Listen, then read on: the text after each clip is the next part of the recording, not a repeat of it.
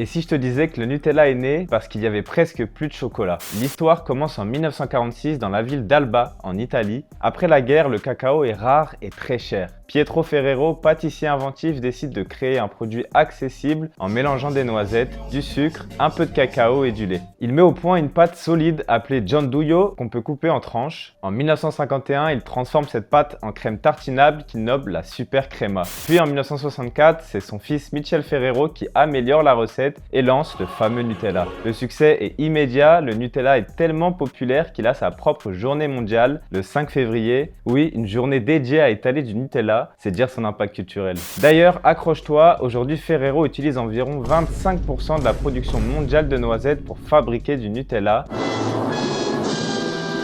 Et si tu imagines que le Nutella est produit dans une usine de Turin, tu fais fausse route. Pour apercevoir la plus grande usine de Nutella au monde, il suffit de se rendre en Normandie, dans le petit village de Villers-Écailles, près de Rouen. Dis-toi que 600 000 pots y sont produits tous les jours.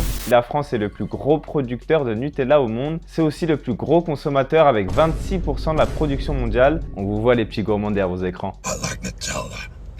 Ferrero, c'est aussi la maison de Kinder et les créateurs de l'excellent Ferrero Rocher. Tu sais que tu peux en trouver qu'une partie de l'année en magasin. Ils disparaissent l'été car il fait beaucoup trop chaud pour bien les conserver. Après Kinder, le groupe Ferrero ne s'arrête pas là. Il a racheté des marques ultra connues comme Mon Chéri, Tic Tac ou encore Thorntons. Aujourd'hui, c'est un empire sucré qui vend des produits dans plus de 170 pays avec un chiffre d'affaires annuel qui dépasse les 13 milliards d'euros. Comme quoi, derrière chaque pot de Nutella, il y a une histoire de génie, d'innovation et beaucoup de noisettes.